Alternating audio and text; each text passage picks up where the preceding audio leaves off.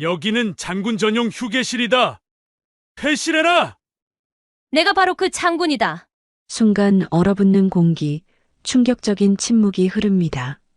여자가 별을 달면 군기강이 무너진다니까.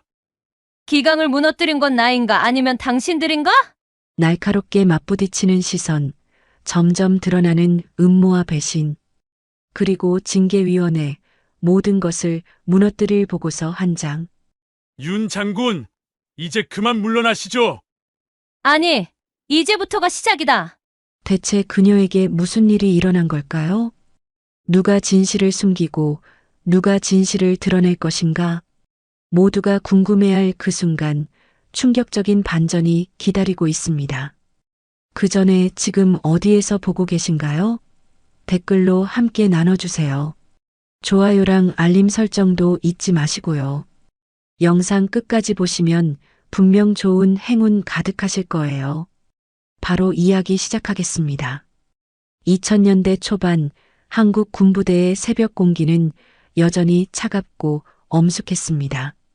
해가 떠오르기 전부터 부대 안은 규칙적인 발걸음 소리와 명령어들로 가득했죠. 그 중에서도 유독 눈에 띄는 한 사람이 있었습니다. 바로 윤정의 장군이었습니다. 윤정이는 한국군 역사상 최초의 여성 장군이라는 무거운 타이틀을 어깨에 지고 있었습니다. 50대 초반의 그녀는 매일 아침 6시면 어김없이 집무실에 도착해 하루 일과를 점검했습니다. 부대 순시부터 장교 교육까지 그녀가 맡은 업무는 산더미처럼 쌓여 있었지만 한 번도 소홀히 한 적이 없었죠. 오늘도 변함없이 바쁜 하루가 되겠군요. 윤정이는 창밖을 바라보며 혼자 중얼거렸습니다. 부대 안 장병들이 훈련장으로 향하는 모습이 보였습니다. 그들의 발걸음은 힘차고 결연했죠. 그 모습을 보며 윤정이는 자신이 이 자리에 서게 된 의미를 다시 한번 되새겼습니다. 하지만 현실은 그리 녹록지 않았습니다. 윤정이가 장군 계급장을 달고 있음에도 불구하고 동료 남성 장성들 사이에서 그녀는 여전히 완전한 동료로 인정받지 못했습니다. 회의 시간에 그녀가 의견을 제시하면 여군 출신다운 세심한 관찰이네요라는 식의 반응이 돌아왔죠. 겉으로는 존중하는 듯 보였지만 그 말 속에는 미묘한 선을 긋는 뉘앙스가 담겨 있었습니다. 점심시간이 되자 윤정이는 평소처럼 부대 순시를 나섰습니다. 장병들의 식사 상황을 점검하고 훈련장 시설을 둘러보는 것이 그녀의 일과였습니다. 지나가는 곳마다 장병들이 정중하게 경례를 했지만 그녀는 그들의 시선 속에서 복잡한 감정을 읽을 수 있었습니다. 존경과 호기심, 그리고 어딘지 모를 어색함이 뒤섞여 있었죠. 장군님, 오늘 오후에 장성급 간담회가 있습니다. 부관이 다가와 일정을 알려주었습니다. 윤정이는 고개를 끄덕였지만 마음 한편으로는 또다시 그 미묘한 분위기를 견뎌내야 한다는 생각이 들었습니다. 간담회 장소에 도착하자 이미 여러 장성들이 모여 있었습니다. 윤정이가 들어서자 모두 정중하게 인사를 했지만 대화는 어딘지 어색했습니다.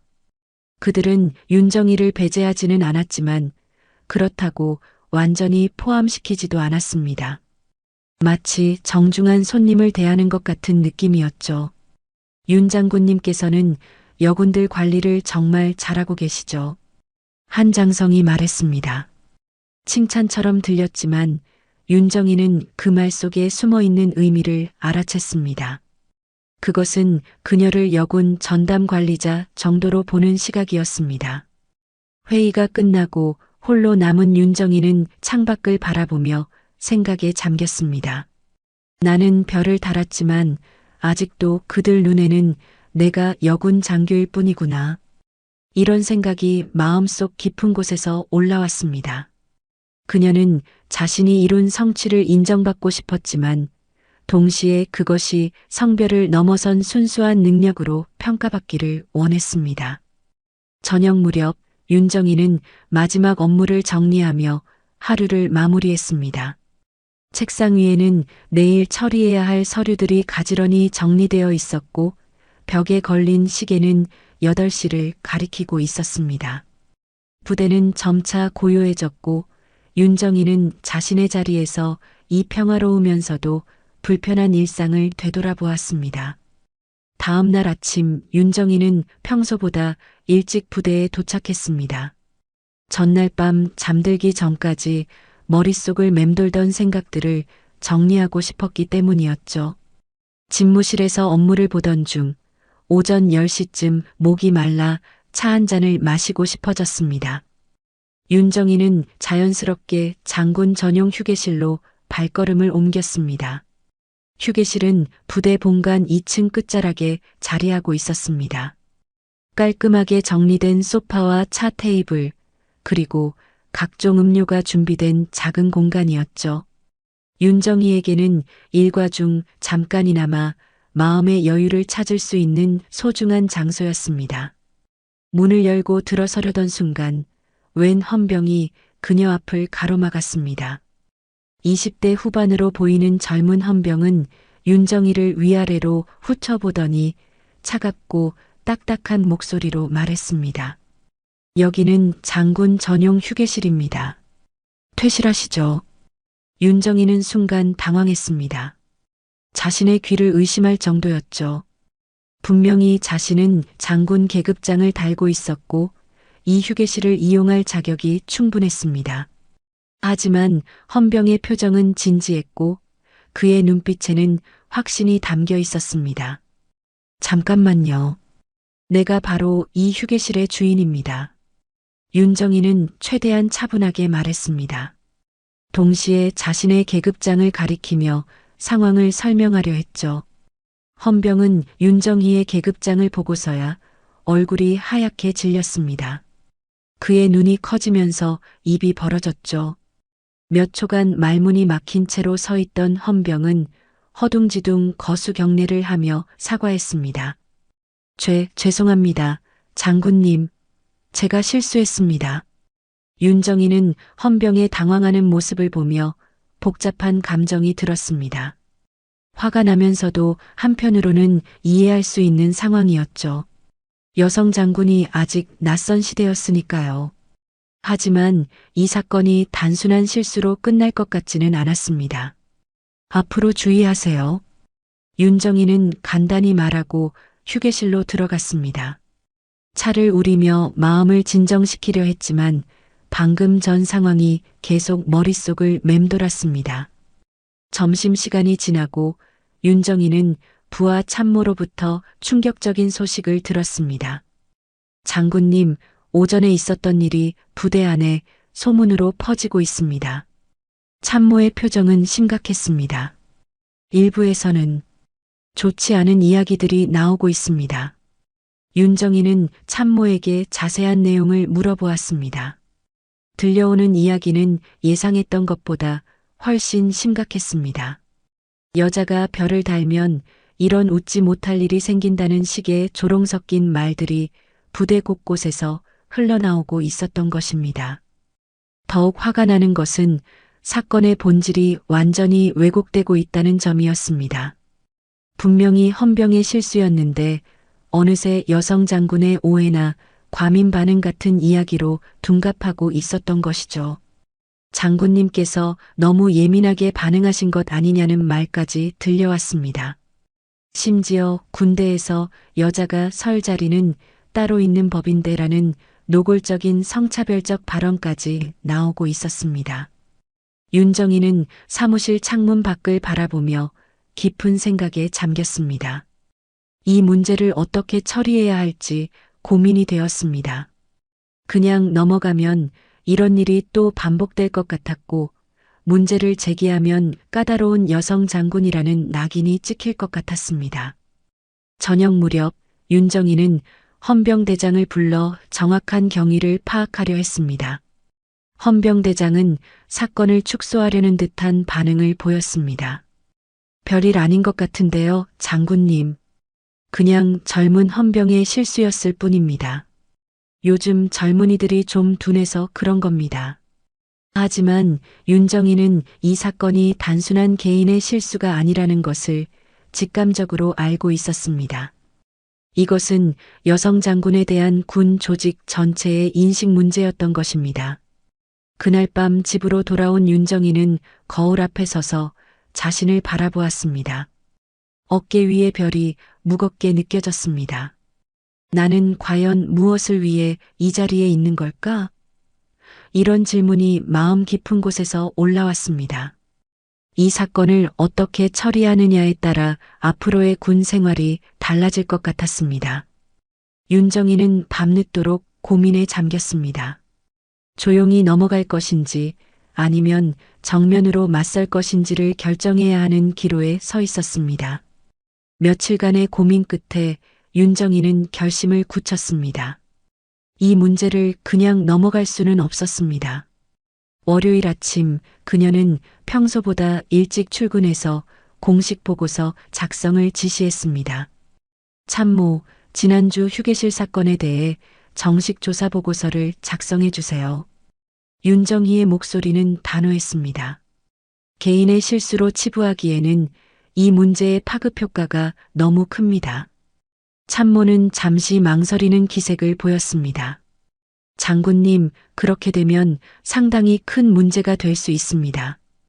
혹시 다시 한번 신중하게 생각해 보시는 게 이미 충분히 생각했습니다.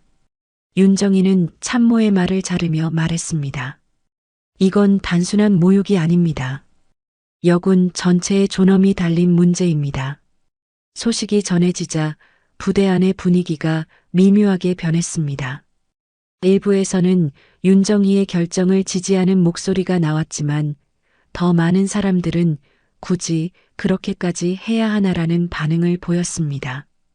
가장 먼저 찾아온 사람은 헌병대장이었습니다. 그는 윤정희의 사무실 문을 두드리며 조심스럽게 말을 꺼냈습니다. 장군님, 이 일이 너무 커지는 것 같습니다. 그냥 조용히 넘어가시면 안 될까요? 젊은 헌병 하나 때문에 부대 전체가 시끄러워지고 있습니다. 헌병대장의 말에는 애원하는 기색이 역력했습니다. 하지만 윤정이는 흔들리지 않았습니다. 대장님, 이 문제의 핵심을 놓치고 계시는군요. 중요한 건 그 헌병이 왜 여성 장군을 알아보지 못했느냐가 아닙니다. 왜 그런 일이 일어났을 때 조직이 문제의식을 느끼지 못하느냐는 것입니다.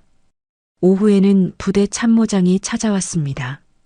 참모장은 윤정이와 오랫동안 함께 근무해온 동료였습니다. 그의 방문은 더욱 무겁게 느껴졌습니다. 정희야, 나도 내 마음은 충분히 이해한다. 참모장은 평소보다 부드러운 목소리로 말했습니다. 하지만 이 일이 너무 커지면 내게도 좋지 않을 것 같아. 괜히 시끄럽게 하면. 참모장님께서도 그런 생각이시군요. 윤정이는 실망스러운 표정을 지었습니다. 저는 문제를 시끄럽게 만드는 게 아닙니다. 이미 존재하는 문제를 수면 위로 끌어올리는 것뿐입니다. 참모장은 한숨을 쉬며 고개를 저었습니다. 내가 너무 원칙적이야. 때로는 융통성도 필요한 법이다. 그날 저녁 윤정이는 예상치 못한 전화를 받았습니다. 국방부 인사참모부장이었습니다. 부장의 목소리는 차가웠습니다. 윤 장군, 요즘 부대에서 무슨 일이 일어나고 있는 건가? 상급 부대에서도 관심을 갖고 있다네. 윤정이는 상황을 정확히 설명했습니다. 하지만 부장의 반응은 예상과 달랐습니다. 그런 사소한 일로 부대를 뒤흔드는 게 바람직한가? 여군 최초 장군으로서 좀 더 신중하게 행동해야 하는 것 아닌가? 사소한 일이라고 하셨습니까? 윤정희의 목소리에는 분노가 스며들었습니다. 장군이 장군 전용 공간에서 쫓겨나는 일이 사소하다고 생각하시는 건가요? 자네 말도 맞지만 큰 그림을 봐야 하지 않겠나? 군 전체의 화합을 위해서는 때로 개인적인 감정을 누를 줄도 알아야 해. 전화를 끊은 후 윤정이는 깊은 좌절감을 느꼈습니다.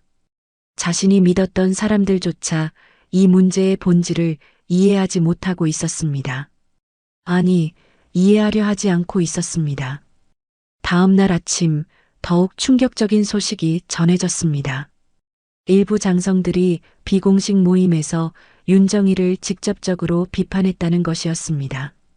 여군 장군이니까 괜히 예민한 것 아니냐는 말부터 군 기강을 흔드는 문제제기다라는 비난까지 쏟아져 나왔습니다.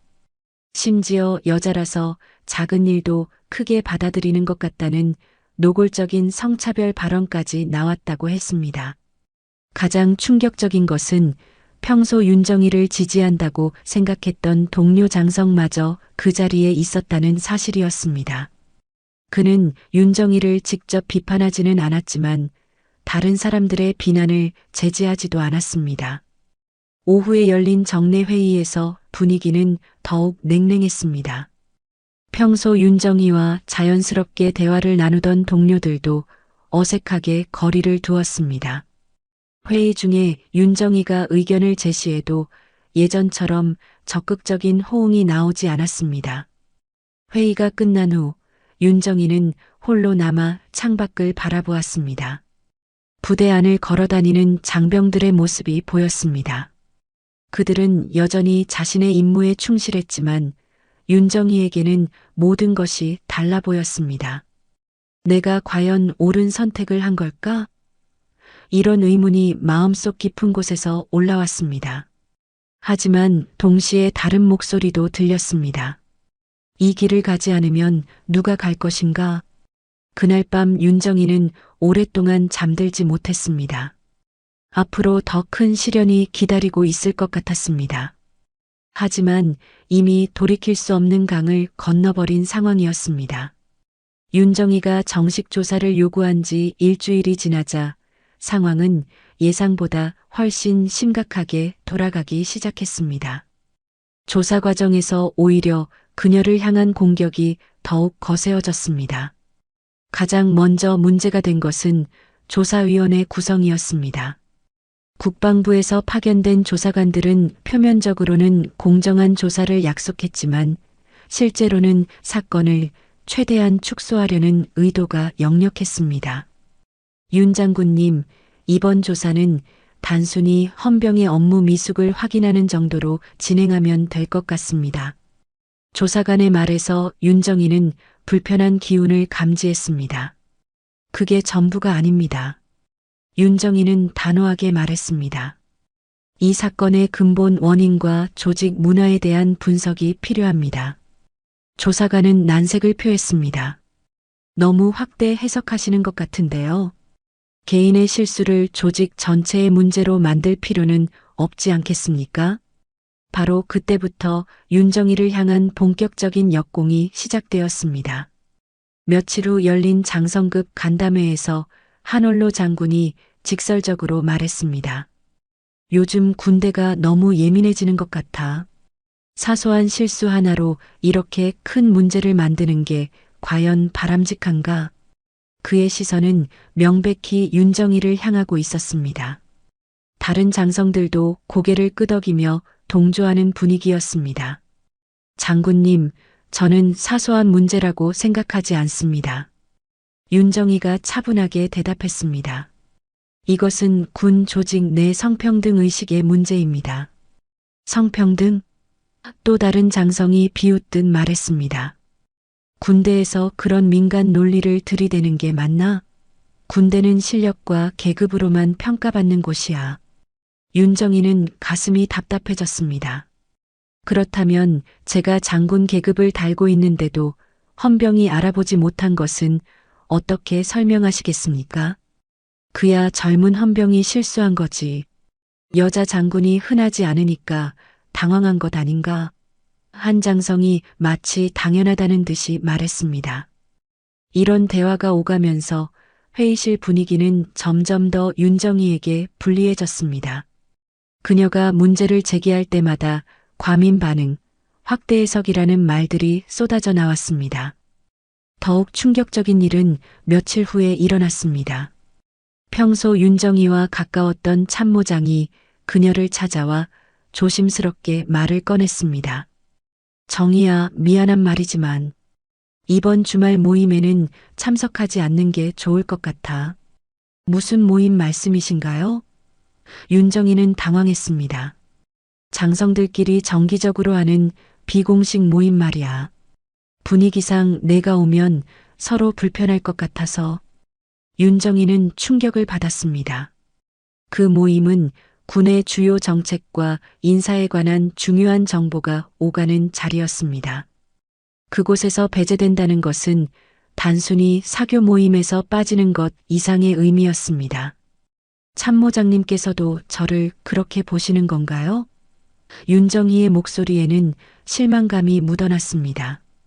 그게 아니야. 나는 내 편이지만 다른 사람들이 워낙 시간이 좀 지나면 나아질 거야. 하지만 시간이 지나도 상황은 나아지지 않았습니다. 오히려 더욱 악화되었습니다. 일주일 후 윤정희는 더욱 충격적인 소식을 듣게 되었습니다. 언론에 사건이 흘러간 것입니다. 하지만 기사의 내용은 윤정희가 예상했던 것과 완전히 달랐습니다. 여군 장군의 과도한 문제 제기로 군 내부 갈등 심화라는 제목의 기사가 주요 일간지에 실렸습니다. 기사는 윤정희를 군 기강을 흔드는 문제적 인물로 묘사했습니다. 더욱 화가 나는 것은 기사 속에 담긴 익명의 군 관계자 인터뷰였습니다. 해당 장군은 평소에도 성별 문제에 지나치게 민감한 반응을 보여왔다. 이번 사건도 단순한 실수를 성차별로 몰아가려는 의도로 보인다. 윤정희는 이 인터뷰를 한 사람이 누구인지 짐작할 수 있었습니다. 군 내부의 누군가가 언론에 정보를 흘린 것이었습니다. 기사가 나간 후 부대 안 분위기는 더욱 차가워졌습니다. 복도에서 마주치는 동료들이 시선을 피했고 회의 시간에도 윤정희의 의견에 적극적으로 반응하는 사람이 거의 없었습니다. 가장 큰 타격은 부하 직원들의 변화였습니다. 평소 윤정희를 존경하고 따랐던 부하들조차 어색해하기 시작했습니다. 그들은 윤정희가 문제를 일으키는 상관으로 찍힐까봐 걱정하는 기색이 역력했습니다. 장군님, 요즘 분위기가 좀. 믿을 만한 부하 참모가 조심스럽게 말을 꺼냈습니다. 직원들이 많이 위축되어 있습니다. 윤정희는 마음이 무거웠습니다. 자신의 신념을 지키려다가 부하들까지 힘들게 만든 것 같았습니다. 그날 저녁 집으로 돌아온 윤정희는 거울 앞에 서서 자신을 바라보았습니다. 어깨 위의 별이 그 어느 때보다 무겁게 느껴졌습니다. 내가 잘못 생각한 건 아닐까? 이런 의문이 마음속 깊은 곳에서 계속 올라왔습니다. 하지만 동시에 다른 목소리도 들렸습니다. 포기하면 정말 아무것도 변하지 않을 것이다. 윤정희는 창밖 어둠을 바라보며 앞으로 더 큰 시련이 기다리고 있을 것임을 직감했습니다. 하지만 이미 시작한 길이었습니다. 끝까지 가봐야 했습니다. 언론 보도가 나간 지 사흘 후 윤정희에게 더욱 충격적인 소식이 전해졌습니다. 조사위원회에서 나온 중간 보고서의 내용이었습니다. 그 내용은 윤정희가 상상했던 것보다 훨씬 심각했습니다. 장군님, 급히 말씀드릴 일이 있습니다. 참모가 창백한 얼굴로 사무실에 들어왔습니다. 헌병이 증언을 바꿨습니다. 윤정희는 순간 귀를 의심했습니다. 무슨 말입니까? 처음에는 자신의 실수라고 했던 헌병이 이번에는 장군님께서 거만하게 행동하셨다고 진술했습니다. 참모가 건넨 보고서를 읽어보니 윤정희는 분노와 절망감이 동시에 밀려왔습니다. 헌병의 새로운 진술에 따르면 윤정희가 고압적인 태도로 휴게실 출입을 강요했다고 되어 있었습니다. 더욱 충격적인 것은 헌병이 장군님께서 여성이라는 이유로 특별 대우를 요구하는 듯한 인상을 받았다는 내용까지 추가했다는 점이었습니다. 이건 완전히 사실과 다릅니다. 윤정희는 책상을 탁 치며 일어났습니다. 분명히 그 헌병은 처음에 자신의 실수를 인정했습니다.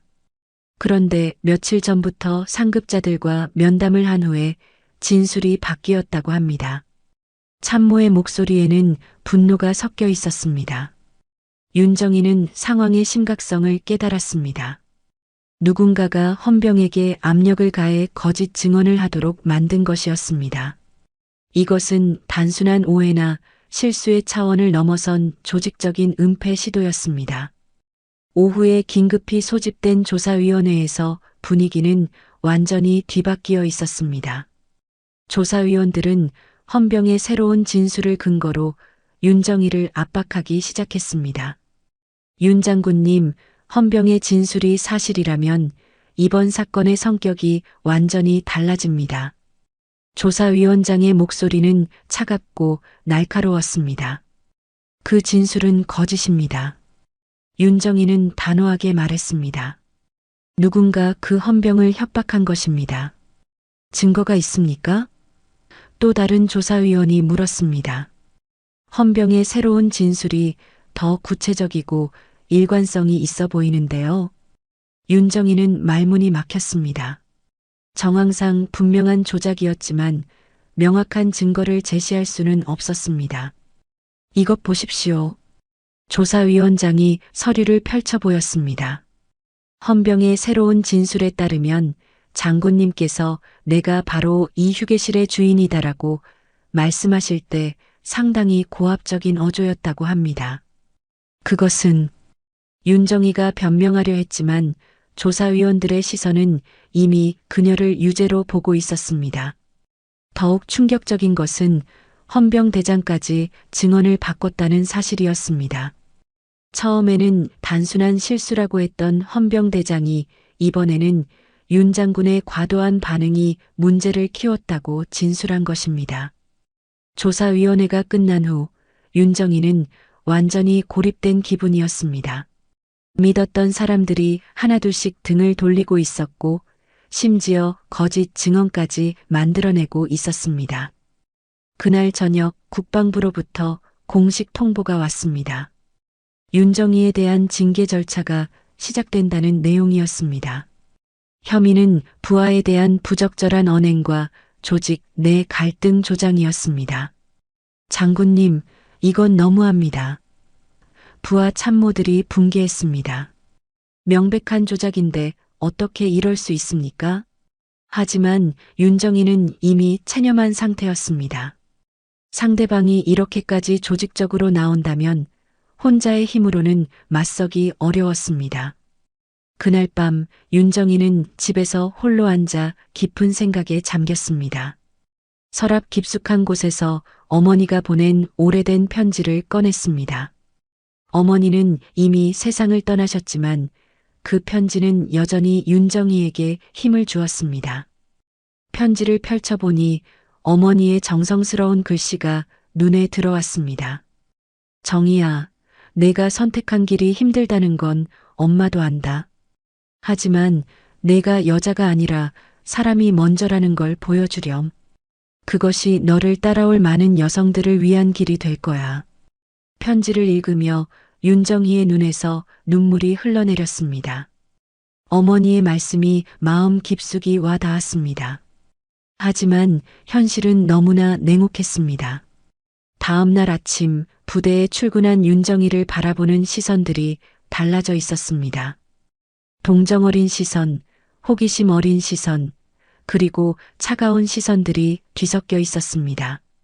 점심시간에 평소 가깝게 지내던 여군 장교 한 명이 조심스럽게 다가왔습니다.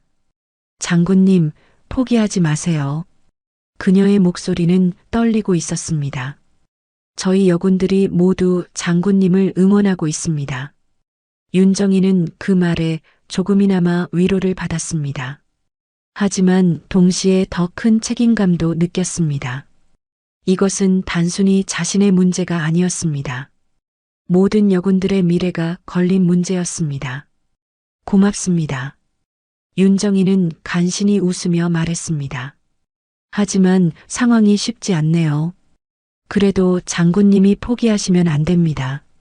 장군님이 유일한 희망입니다. 그날 오후 윤정이는 창밖을 바라보며 마지막 선택의 기로에 서 있음을 느꼈습니다. 포기하고 조용히 물러날 것인가, 아니면 끝까지 싸워볼 것인가. 어머니의 편지가 다시 떠올랐습니다. 내가 여자가 아니라 사람이 먼저라는 걸 보여주렴. 윤정이는 천천히 고개를 들었습니다. 아직 끝나지 않았습니다. 진실은 반드시 밝혀질 것이고 정의는 승리할 것이라는 믿음을 버릴 수는 없었습니다. 징계 통보를 받은 지 이틀 후 윤정이는 모든 것을 포기하려는 마음이 들었습니다. 밤잠을 설치며 계속 자신에게 물어보았습니다. 나는 왜 이 자리에 올라왔을까? 그 질문에 대한 답을 찾기 위해 윤정이는 자신의 과거를 되돌아보았습니다.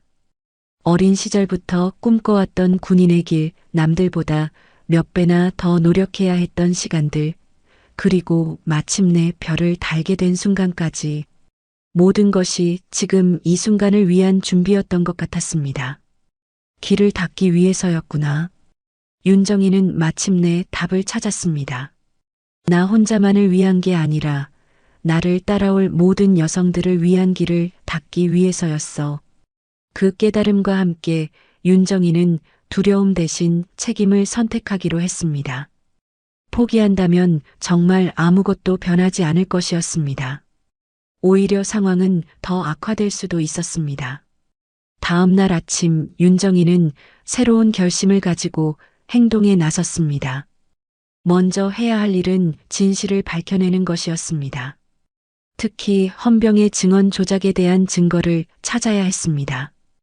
윤정이는 은밀히 헌병을 만나기로 했습니다. 공식적인 경로로는 불가능했기 때문에 개인적으로 접촉해야 했습니다. 하지만 이것 자체가 큰 위험을 감수하는 일이었습니다. 자칫하면 증인 매수 시도라는 새로운 혐의를 받을 수도 있었기 때문입니다.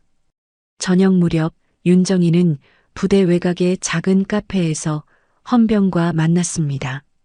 20대 후반의 헌병은 윤정이를 보자마자 얼굴이 하얗게 질렸습니다.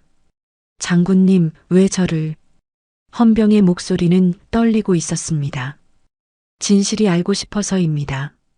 윤정이는 차분하게 말했습니다. 당신이 처음에 한 말이 맞습니까? 아니면 나중에 바꾼 말이 맞습니까? 헌병은 한동안 말을 하지 못했습니다. 그의 손이 떨리고 있었고 이마에는 식은땀이 맺혀 있었습니다. 저는 헌병이 입을 열려다가 다시 닫았습니다. 누가 당신에게 증언을 바꾸라고 했습니까? 윤정이가 직접적으로 물었습니다. 헌병의 눈에서 눈물이 흘러내렸습니다. 장군님, 저도 어쩔 수 없었습니다. 상관들이 제가 거부하면 군 생활을 계속할 수 없다고 했습니다. 윤정이는 마침내 진실을 확인했습니다. 헌병은 처음 증언이 맞다고 고백했습니다. 상급자들의 압력에 의해 거짓 진술을 할 수밖에 없었다는 것이었습니다. 구체적으로 누가 그런 지시를 했습니까? 윤정이가 물었습니다. 헌병은 헌병대장과 몇몇 상급 장교들의 이름을 댔습니다. 심지어 조사위원 중 한 명도 개입했다는 충격적인 사실도 밝혀졌습니다. 장군님, 제가 다시 진실을 말하면 정말 괜찮을까요? 헌병이 간절하게 물었습니다. 제가 지켜드리겠습니다. 윤정이는 확신에 찬 목소리로 대답했습니다. 진실은 반드시 승리합니다. 헌병과의 만남 후 윤정이는 더 많은 증거를 수집하기 시작했습니다. 몇몇 목격자들을 찾아 증언을 확보하고 조작 지시에 관련된 문서들의 흔적을 추적했습니다. 그 과정에서 윤정이는 예상치 못한 도움을 받았습니다. 부대 내 몇몇 양심적인 장교들이 은밀히 정보를 제공해 준 것입니다. 그들도 이번 사건의 조작을 알고 있었지만 공개적으로 나서기는 어려운 상황이었습니다. 장군님, 이 녹음 파일을 들어보세요. 한 참모가 조심스럽게 건넨 자료는 결정적이었습니다. 헌병대장이 부하에게 증언을 바꾸라고 지시하는 내용이 녹음되어 있었습니다. 또한 윤정희는 과거 자신을 가르쳤던 은사를 찾아갔습니다. 이미 퇴역한 노장군이었지만 군 내에서는 여전히 큰 영향력을 가지고 있었습니다. 정희야, 내가 겪고 있는 일을 다 알고 있다. 은사의 목소리는 따뜻하면서도 단호했습니다. 이것은 단순한 개인의 문제가 아니야. 군 전체의 미래가 걸린 문제다. 은사는 윤정희에게 중요한 조언을 해주었습니다. 진실만으로는 부족해. 전략이 필요하다. 상대방도 조직적으로 나오고 있으니 너도 체계적으로 대응해야 한다. 은사의 도움으로 윤정희는 더욱 확실한 증거들을 확보할 수 있었습니다. 조작에 관여한 사람들의 구체적인 역할과 지시계통, 그리고 은폐 시도의 전모가 드러나기 시작했습니다. 이제 반격할 때가 된 것 같습니다. 윤정희는 신뢰할 만한 참모들과 함께 대응 전략을 세웠습니다. 하지만 동시에 윤정희는 더 큰 위험도 감수해야 했습니다. 상대방도 그녀의 움직임을 파악하고 있었고 더욱 강력한 압박을 가해오기 시작했습니다. 윤 장군의 최근 행동이 수상하다는 소문이 퍼지기 시작했고 증인 매수를 시도한다는 추가 혐의까지 제기되었습니다. 하지만 윤정희는 더 이상 흔들리지 않았습니다. 진실을 알고 있었고 그것을 증명할 증거도 확보했습니다. 무엇보다 자신이 왜 이 길을 가야 하는지 명확히 알고 있었습니다. 그날 밤 윤정희는 어머니의 편지를 다시 읽었습니다. 내가 여자가 아니라 사람이 먼저라는 걸 보여주렴. 어머니의 말씀이 이제는 명령처럼 들렸습니다. 엄마, 이제 정말 싸워보겠습니다. 윤정희는 편지에 대고 조용히 말했습니다. 제가 사람이라는 것을, 그리고 정의가 승리한다는 것을 보여드리겠습니다. 징계위원회가 일주일 앞으로 다가왔습니다. 윤정희는 마침내 진실을 세상에 알릴 준비를 마쳤습니다. 이제 최후의 대결만이 남아 있었습니다. 징계위원회가 열리는 날 아침, 윤정희는 평소보다 일찍 일어나 정장을 차려입었습니다. 거울 앞에서 어깨 위의 별을 바라보며 마지막으로 마음을 다잡았습니다. 오늘이 모든 것을 결정짓는 날이었습니다. 국방부 징계위원회실은 엄숙한 분위기로 가득했습니다.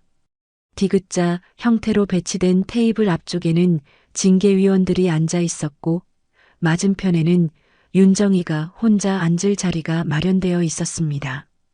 방청석에는 몇몇 관계자들과 언론인들이 자리를 채우고 있었습니다. 징계위원장이 회의를 시작한다고 선언하자 장내는 완전한 정적에 휩싸였습니다. 모든 사람들의 시선이 윤정희에게 집중되었습니다. 윤정희 장군에 대한 징계 심사를 시작하겠습니다. 위원장의 목소리는 차갑고 공식적이었습니다. 혐의는 부하에 대한 부적절한 언행과 조직 내 갈등 조장입니다. 먼저 조사위원회의 보고가 이어졌습니다. 헌병에 조작된 증언을 바탕으로 작성된 보고서는 윤정희에게 극도로 불리한 내용들로 가득했습니다. 위원들의 표정을 보니 이미 결론이 정해진 것 같았습니다. 윤 장군의 행동은 군 기강을 해치고 조직 내 불화를 조장했습니다. 조사위원이 차가운 목소리로 말했습니다. 특히 자신의 성별을 이용해 특혜를 요구하려 했다는 점에서 매우 부적절합니다. 장내에서는 작은 웅성거림이 일어났습니다. 방청석의 몇몇 사람들이 고개를 끄덕이는 모습이 보였습니다. 윤정희는 마치 이미 유죄 판결을 받은 죄인이 된 기분이었습니다. 피징계자 윤정혜 장군, 변명할 말이 있습니까? 위원장이 형식적으로 물었습니다. 모든 사람들이 윤정희의 굴복을 예상하고 있었습니다. 그들은 그녀가 고개를 숙이고 사과하며 조용히 물러날 것이라고 생각했습니다. 하지만 윤정희는 천천히 일어서며 당당하게 말했습니다. 위원장님, 저는 제시된 혐의를 전면 부인합니다. 그리고 이 징계 절차 자체가 조작된 증거에 기반하고 있음을 밝히고자 합니다. 장내가 술렁이기 시작했습니다. 위원들의 표정이 당황스럽게 변했습니다. 이런 반전을 예상하지 못했던 것입니다. 무슨 말씀입니까? 위원장이 당황하며 물었습니다. 헌병의 증언이 조작되었습니다. 윤정이는 차분하면서도 확신에 찬 목소리로 말했습니다. 그리고 그 조작을 지시한 사람들의 정체도 알고 있습니다. 윤정이는 준비해온 서류 묶음을 꺼냈습니다. 먼저 헌병의 새로운 증언을 들어보시겠습니까? 그녀의 신호에 따라 문이 열리고 그 헌병이 들어왔습니다. 헌병의 얼굴은 창백했지만 눈빛은 결연했습니다. 저는 처음 증언을 번복하라는 압력을 받았습니다. 헌병이 떨리는 목소리로 말했습니다. 헌병대장과 몇몇 상급자들이 제게 거짓 증언을 하라고 강요했습니다. 장내가 완전히 뒤집어졌습니다. 위원들이 서로 눈빛을 주고받으며 당황해했습니다. 이것은 그 압력의 증거입니다. 윤정이가 녹음 파일을 재생했습니다. 헌병대장의 목소리가 명확하게 들렸습니다. 내가 처음 말한 대로 하면 너도 곤란해진다. 윤 장군이 고압적으로 굴었다고 하면 되는 거야. 장내는 완전한 정적에 휩싸였습니다. 누구도 예상하지 못한 결정적 증거였습니다. 또한 이 문서들을 보시기 바랍니다. 윤정이가 추가 자료들을 제시했습니다. 조작에 관여한 사람들의 구체적인 역할과 지시 계통이 모두 기록되어 있습니다. 위원장은 완전히 당황한 상태였습니다. 이것들을 어떻게 입수했습니까? 정당한 방법으로 수집한 증거들입니다. 윤정이가 당당하게 대답했습니다. 진실을 밝히기 위해 필요한 조사였습니다. 이때 윤정이는 가장 강력한 한 방을 날렸습니다. 여군이 별을 달면 군 기강이 흔들린다고요? 윤정이의 목소리가 장내에 울려 퍼졌습니다. 아닙니다. 기강을 흔드는 건 진실을 왜곡하고 거짓 증언을 강요하는 당신들입니다. 장내는 완전한 침묵에 휩싸였습니다. 윤정이의 말 한마디 한마디가 울림으로 전해졌습니다. 저는 여성이기 때문에 특혜를 요구한 적이 없습니다. 다만 장군으로서 당연한 권리를 행사했을 뿐입니다.